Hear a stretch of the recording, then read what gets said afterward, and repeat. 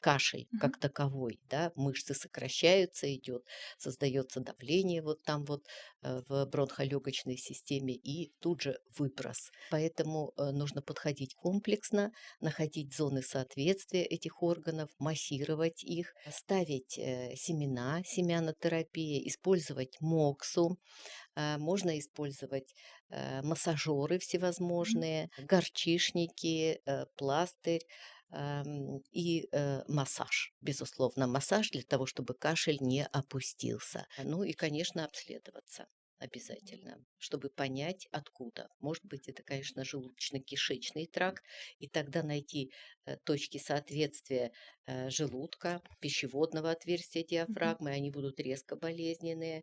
Может быть, это проблема с сердцем, и тогда мы работаем с точкой сердца. Нужно понять, откуда кашель.